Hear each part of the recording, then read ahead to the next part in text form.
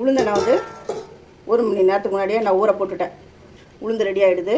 Already இந்த பாருங்க வெந்தயமும் இது ரெண்டுத்தையும் ஒரு நாள் முன்னமே நான் ஊற விட்டுட்டேன். உளுந்தை வந்து 1 மணி நேரத்துக்கு முன்னாடியே ஊற விட்டேன். இந்த அரிசியை வந்து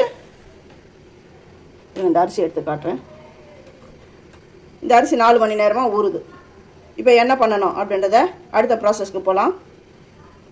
ஃபஸ்ட்டு இந்த மிக்ஸி ஜாரில் ஊற வச்ச வெந்தயத்தை நான் இதில் சேர்த்துடுறேன். அந்த ஊற வச்ச அந்த தண்ணியோடு தான் நான் சேர்த்துருக்கேன்.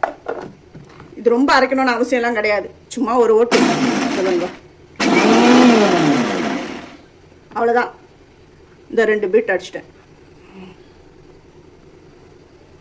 இந்த அளவுக்கு சும்மா ஒரு சுட்டு அடித்தா போதும். அதுக்கப்புறம் ஊற வச்சுருக்கிற அந்த சோயாபீன்ஸை நான் இதில் சேர்க்குறேன். இது எல்லாத்தையும் நான் இதில் சேர்க்குறேன். எல்லா சோயாபீன்ஸையும் இதில் சேர்த்துட்டேன். தண்ணி கொஞ்சம் விட்டுறேன். இது வெந்தயம் ஊற விட்ட தண்ணி தான். அதில் தான் அந்த தண்ணியை தான் இதில் விட்டுருக்கேன். இதை மூடிட்டு இப்போ அரைக்கிறேன். அவ்வளவுதான். இது பாருங்கள், இது அரைப்பட்டு பாருங்கள். இன்னும் ஒரு ஓட்டி எடுத்துன்னு வந்துடுறேன். ஏன்னா அது பாருங்க முழுசாக இருக்குது. கொஞ்சம் பாதியாக இருக்கணும். அதுக்குன்னு ரொம்ப பீட் பண்ணணும்னு அவசியம் கிடையாது.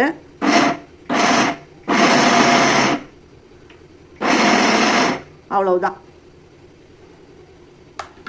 இது அரைஞ்சிடுது பாருங்கள். இது கூடவே உளுந்து போட்டு அரைக்கணும். இடம் பத்தாது. அதனால இதை கிரைண்டரில் சேர்த்துட்டு நெக்ஸ்ட்டு உளுந்து அரைக்கலாம். இதை நான் எடுத்து கிரைண்டரில் சேர்க்குறேன். நான் இப்போ இதில் அரைச்ச இந்த சோயாவை இதில் சேர்க்குறேன். இதுக்கப்புறம் உளுந்து அரைச்சி சேர்க்கணும். இது சோயாவை இதில் சேர்த்துட்டேன்.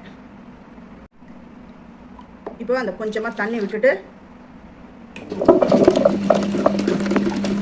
இது அரைக்கட்டும். இப்போ நம்ம போய் மறுபடியும் உளுந்து அரைச்சி எடுத்துன்னு வந்துடுவோம். இப்போ இதில் உளுந்து சேர்க்குறேன். எல்லாம் உளுந்தையும் இதில் சேர்த்துட்டேன்.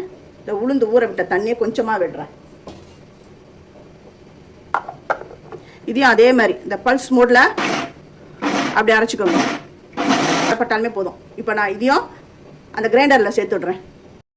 இப்போ இந்த அரைச்ச இந்த உளுந்தை இதில் சேர்க்குறேன்.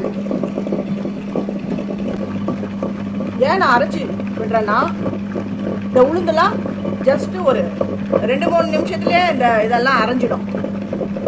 அப்போ இந்த கிரைண்டர் அந்த மோட்டர் வந்து ஹீட் ஆகாது. இந்த பதத்துக்கு அரைச்சிக்கணும்.